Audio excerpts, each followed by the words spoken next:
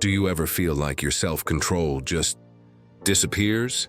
Like one moment you're saying, I'll just scroll for 5 minutes, and the next thing you know, an hour's gone. Or you swear you'll eat clean today, and somehow that cookie finds its way into your hand. You're not weak. You're not lazy. But the truth is, your daily habits might be quietly killing your self-control without you even realizing it. Most people think self-control is about willpower. But that's not the whole story. Your willpower is like a battery. It drains every time you use it. And the small, seemingly harmless things you do every day, they're slowly leaking that battery until you have nothing left when it actually matters.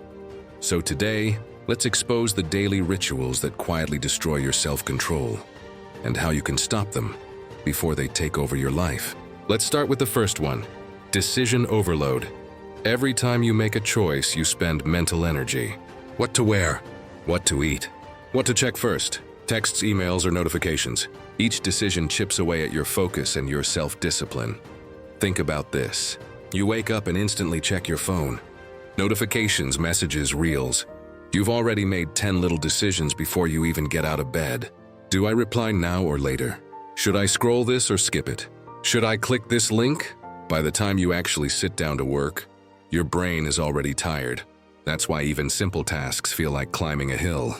Ever noticed how people like Steve Jobs or Mark Zuckerberg wear the same kind of outfit every day? It's not because they lack style. It's because they understand this rule.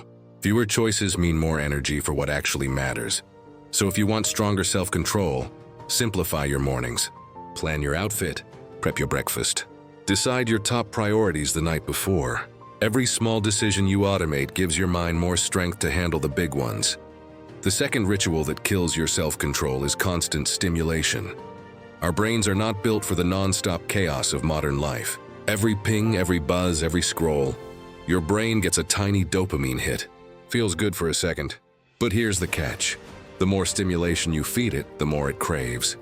You start to lose patience for silence. You can't sit still. You can't focus. Even reading a short article feels like work. That's because your brain is addicted to micro rewards. You've trained it to expect instant pleasure all the time. And self-control? That's the opposite of instant gratification. Imagine trying to resist junk food when your brain's been rewired to crave quick hits. You'll give in. Not because you lack discipline, but because your environment is hacking your brain chemistry. So here's a simple fix. Build moments of boredom into your day. Leave your phone in another room when you eat. Take a walk without music. Train your brain to handle quiet again. It'll feel weird at first, almost uncomfortable. But that's the point. That discomfort is your mind resetting itself. And once you get used to it, you'll notice your focus sharpening again. The third ritual? Starting your day in reaction mode. You wake up, grab your phone, check your messages. Someone texted something stressful. You open social media. Someone's life looks better than yours. You check the news. More bad headlines. Now your mind's on fire before you've even brushed your teeth. You didn't choose your focus, so the world did. When you start your day reacting to others, you lose control of your mental state. You give your attention, your energy, and your peace away before the day even begins. So instead of reaching for your phone, reach for yourself first. 5 minutes of silence. Write down your goals, stretch, breathe. It's not about becoming a monk. It's about owning the first part of your day, because that sets the tone for everything else. If the first thing you do in the morning is react, your brain stays in reaction mode all day. If the first thing you do is create or reflect, your brain learns to lead, not follow. That's real self-control. Not resisting temptation, but designing your day so temptation loses its power. The fourth ritual that silently destroys your discipline is mental clutter. You know that voice in your head that says, I should do this. I need to do that. I can't forget about this. All day long, that's open loops, unfinished tasks floating around in your brain. Every time you think of them, they use up just a little more of your focus. You're not actually working on them. You're just holding them mentally, and holding takes energy. By the end of the day, your brain's exhausted from trying to remember everything. So when it's time to actually do something important, you're out of fuel. The fix? Get everything out of your head and onto paper. Create a system, a simple to-do list, a notes app, anything.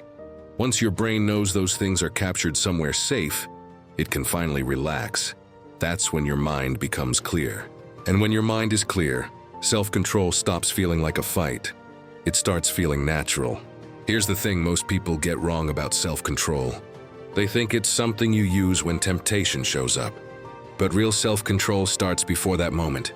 It's built quietly in your routines, your environment, and your mindset. You don't need to fight your impulses every day. You just need to stop feeding them. Stop overloading your brain with choices. Stop overstimulating it with noise. Stop reacting to the world before you even know what you want. Stop cluttering your mind with unfinished thoughts. When you fix those little habits, your discipline doesn't just improve, it transforms. You start feeling more focused, more intentional, more powerful. And here's the truth, this kind of power doesn't shout. It's quiet, it's calm. It's the kind of control that says, I decide what happens next. So the next time you feel like you've lost your self-control, don't beat yourself up. Ask yourself instead, what tiny rituals are draining my energy every day? And which one can I take back today? Because once you change the small things, the big ones start to follow. If this video hit you in any way, if you realized you've been giving away your self-control piece by piece, then don't just nod and move on. Pick one of these rituals and break it today. And if you found this helpful, drop a comment and tell me which one you're starting with. Hit that like button so more people can see this message. And subscribe for more videos that'll help you build a stronger mind and a stronger life. Remember, self-control isn't about being perfect. It's about being aware. And awareness, that's where real power begins.